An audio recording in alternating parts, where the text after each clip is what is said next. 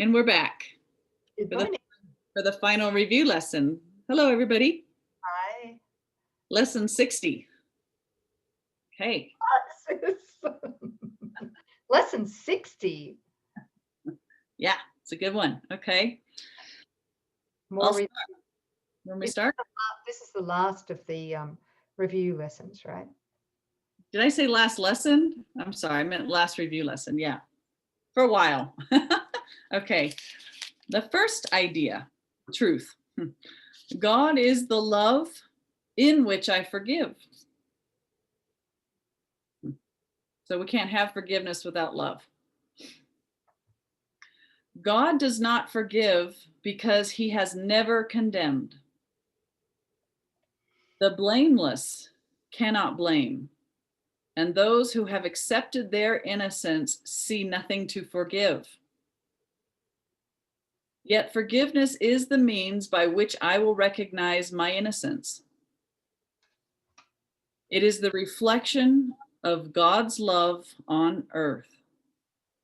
It will bring me near enough to heaven that the love of God can reach down to me and raise me to my home.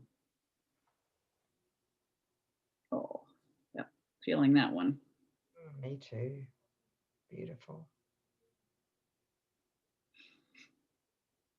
What a deep peace in there, in resting in that. Yeah. Yeah. So can we look at this a little bit more? Yeah. God is the love in which I forgive, and can we discuss something here? Yes. Okay, when I first began the course, I did a lot of forgiveness. Who was doing it? Yeah, Rob. Okay. It was the ego doing the forgiveness, right? So just a reminder that it's not us who does the forgiveness, right? It's actually not even our forgiveness. It's just our willingness to join Holy Spirit and to give him our mistakes. Yes. To give him our mistaken perceptions, right? And Yeah. I mean, that's what forgiveness is. And we don't actually, I remember back then when this is 30 odd years ago, I really tried to forgive my mother, and the anger just kept resurfacing, even 2-3 years later or whatever it was. And it was the ego trying to do the forgiveness. And I'd made her an enemy, and then I believed it was real. And then I tried to forgive her. Well, the simple fact that I had made it real means that it couldn't be forgiven. Right. Right. So it took a long, long time for me to learn that that I needed to be willing to forgive myself for having made it real in the first place. That's right. Yes. Yeah. And forgiveness to destroy, or is it false forgiveness? What is it? Anyway, corrupted innocence. It's this belief that I'm forgiving you of something that you really did, but because I'm so benevolent and I'm a little holier than you, I'm going to extend forgiveness, right? So it has nothing to do with that. It's recognizing I'm seeing and giving life to an illusion, and I don't want this anymore. And so I am allowing God's view, creation with a capital C, to replace what I'm seeing, because I know this isn't true and I don't want this anymore. So it's really wanting to join with God, who is love. We're bringing heaven to earth, in through this forgiving and atoning for the illusion. It is the reflection of God's love on earth. And it's the highest thing we can do in the dream, right? The mythical me simply consents to allowing this correction. I don't want this anymore. and we're asking for the correction to be made. Thank you. Yeah. That's helpful. So we're still on lesson 60, the review, and the second idea here or lesson is God is a strength in which I trust. It is not my own strength through which I forgive. It is through the strength of God in me, which I am remembering as I forgive. As I begin to see, I recognize his reflection on earth. I forgive all things because I feel the stirring of his strength in me. And I begin to remember the love I chose to forget, but which has not forgotten me. So we don't even have to rely on our own strength, right? There goes the I know mind, or the trying, or the thinking that you have to know and figure it all out. Qualifying for his love and his forgiveness, right? Thinking we need to atone for, we, the ego, for what we made, right? In other words, that we need to figure it all out, problem solve it. Yeah. Yeah. How comforting is that? You know? God is a strength in which I trust. That's that faith in him. He only needs our willingness, right, to heal. And it's his faith that heals us. It's his strength. It's his innocence. Yeah. The willingness to close the perceived gap between us and God so that we draw on his strength, his mind, his love, his certainty becomes ours when we stop defending ourselves as somebody apart from him. Very clear. Very, very clear. Very succinct. Thank you. Thank you. The third review lesson is there is nothing to fear. There is nothing to fear. How safe the world will look to me when I can see it. It will not look anything like what I imagine I see now. Everyone and everything I see will lean toward me to bless me. I will recognize in everyone my dearest friend. What could there be to fear in a world which I have forgiven and which has forgiven me? And I can just say from some personal glimpses of the real world that it's absolutely the truth that everybody that you encounter is for you and a friend, and you can feel love, whether you in the dream you know that person or not. And the world and nature has a way of winking and smiling and shining back upon you. And fear cannot enter because you're so filled with a sense of completion and that you are literally love and one with God. So not in a world that you can be threatened. So there truly is nothing to fear. And you'll know that when we're willing to lay down our defenses. What a beautiful world that arises in its place. Thank you. And, personal experience like you, the old me, Nouk, really was living in a state of anticipation of threat. Okay. Anticipation of loss, which is fear. And so that draws us into, well, for me, and I'm sure for nearly everyone else, into the idea that we need to plan for our future against anticipated loss, right? Or threat. So it's not realizing through the ego that we're planning for our own demise every time we do that, right? Right. Okay. Yeah. And their defenses against God's love, right there. So what we expect, then unfortunately we do end up manifesting. So if we expect fear, if we anticipate fear, that is exactly what we're going to bring in. Right.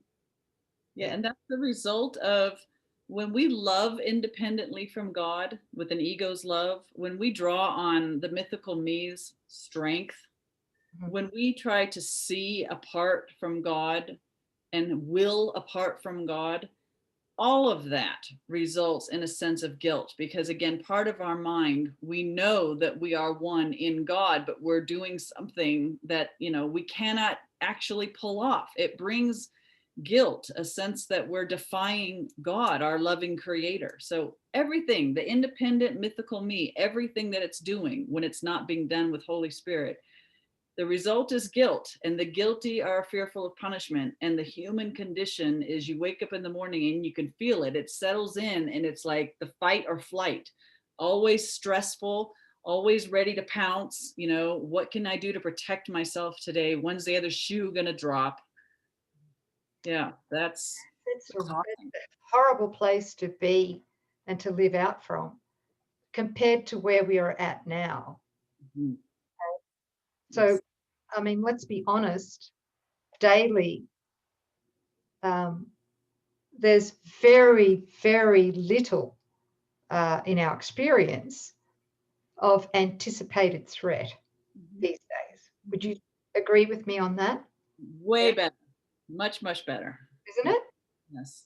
It's like, wow, no matter what's going on in the world, while we're recording this, there seems to be a global pandemic in the ego world.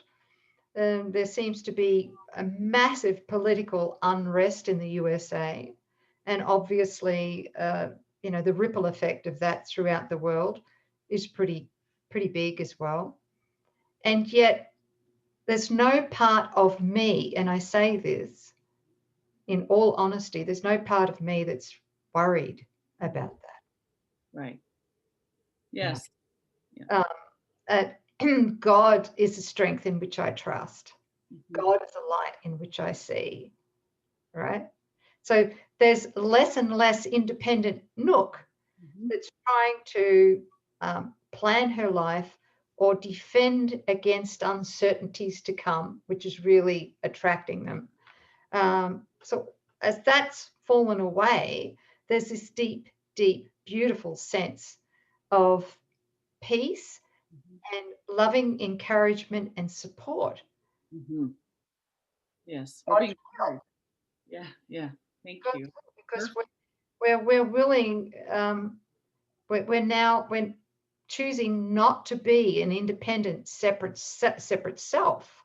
Right. Yeah. So the guilt is, most of the guilt has fallen away. Beautifully stated. Thank you. Yeah. Thank you. So are we up to number 4? Yes. Is it my turn to read or yours? It's yours. Number 4 is God's voice speaks to me all through, I was going to say throughout the day. God's voice speaks to me all through the day. There is not a moment in which God's voice ceases to call on my forgiveness to save me. There is not a moment in which his voice fails to direct my thoughts, guide my actions, and lead my feet. I am walking steadily on toward truth. There is nowhere else I can go because God's voice is the only voice and the only guide that has been given to his Son. Beautiful. So God's voice speaks to me all through the day. Yeah. Yes. And regardless if we are listening to the ego, right? If we choose to listen to the ego, his voice is always there, constantly, uninterrupted. The thing is that if we're not aware of his voice, then it's because we're choosing to listen to a non-existent ego in our thoughts, right? Yes. Again, it's the choice. It's a choice. Okay. When he says here, God's voice speaks to me all through the day, I just want to make I want to clarify something here. It could also come as a feeling. It could come as what we classify as intuition, divine intuition, as a gut knowing.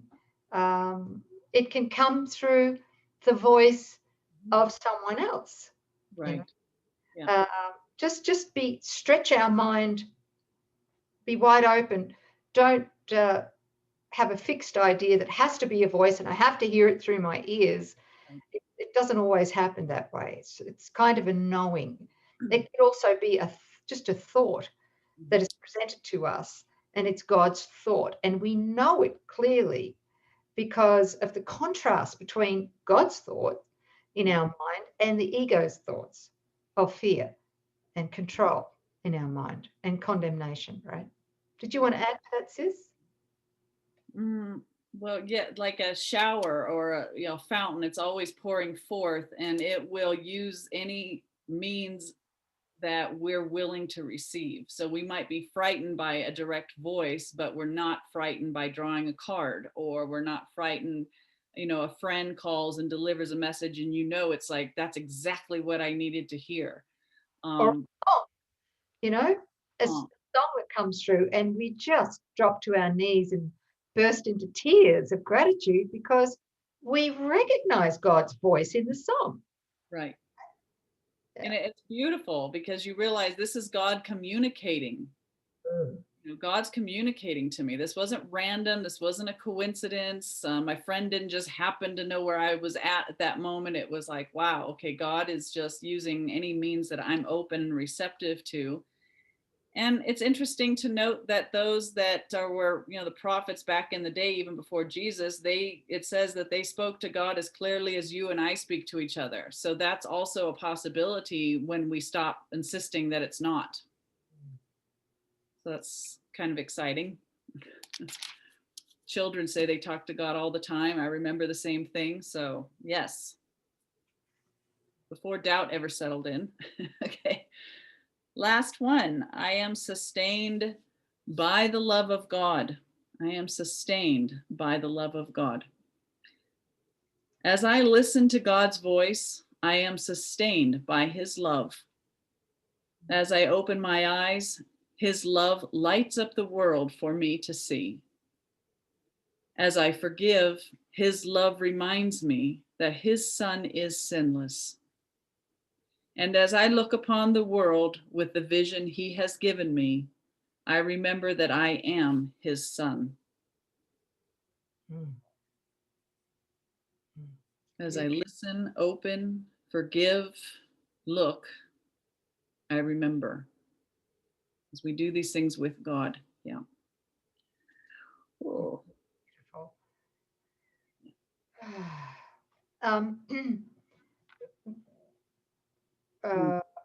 When I was doing the lessons a few years ago, doing the lesson, I'm sustained by the love of God, I heard Jesus' voice amend that lesson, that statement in my mind very loudly. And it kind of changed everything for me from that point on.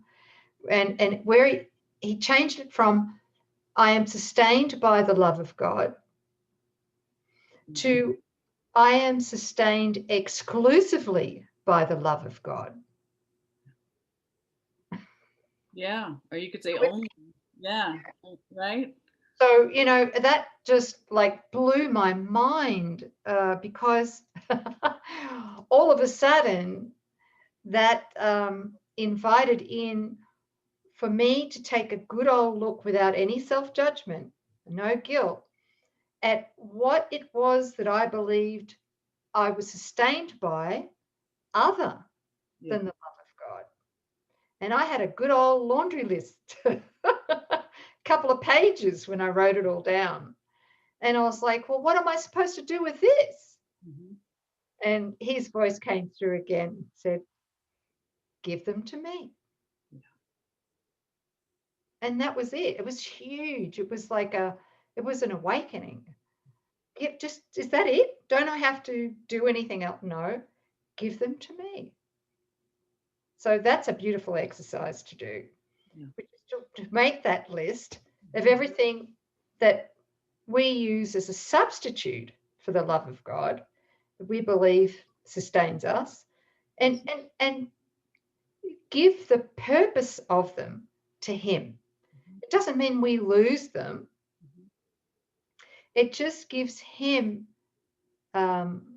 permission to come in and to divinely repurpose all of these false substitutes. Mm-hmm. The love of God. Right. Divinely repurposes them. Yeah. So looking at maybe something like our means to pay our bills, abundance and supply, we're going to think that it's our job and that the paycheck that comes bi-weekly sustains us and our livelihood and our comfort and our enjoyment and our ability to pay the bills and eat, buy food.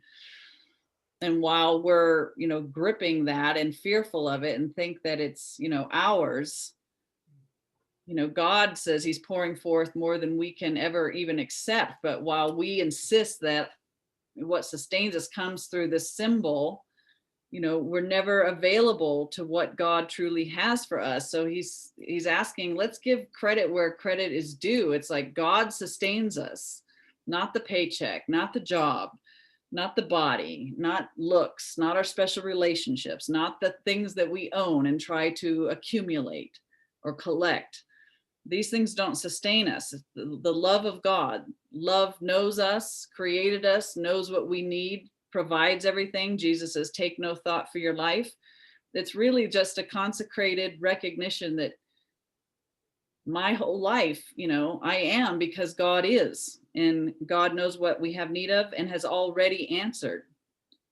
And then that frees us up. It doesn't mean the paycheck's going to go, but maybe God has something else even better. But we'll never open ourselves up to it while we're vice gripping something that we believe sustains us. It actually blocks us from our knowledge of our inheritance, the kingdom of heaven.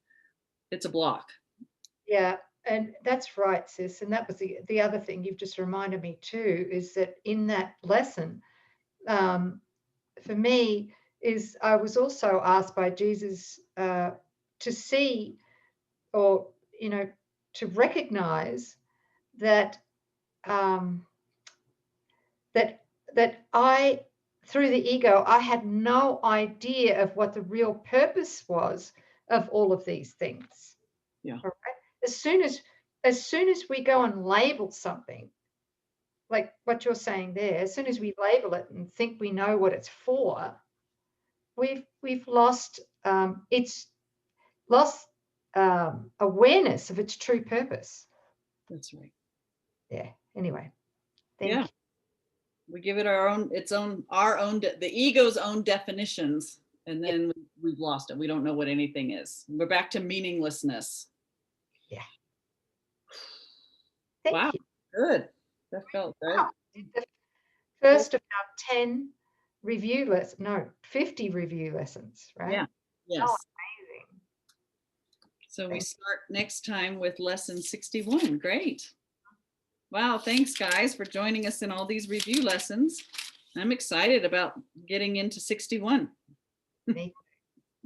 We'll change our clothes by then. Definitely. Definitely. We love you and we thank you. And we're hoping that the supplemental material blesses you and helps you dive even deeper into these holographic teachings that are in the workbook lessons. We welcome your feedback, and please don't hesitate again to check out the website, nouksanchez.com, courses and offerings to see. There's so much there and it's all free. So please ring it out, grab it, take it for what it's worth, and we'll see you next time online. Thanks, everybody. Which reminds me, one more thing. Okay. I'm just kidding. Okay. In the description box down below, there's a whole list of all of these incredible resources on our website. you know, the forgiveness process is there, a whole lot of other things. So make sure that you avail yourself to that. Yeah. Yeah, we're pumping it out. So you grab it, go with it, run with it. We live for this. Thanks, everybody. See you Bye. tomorrow. See ya. Bye.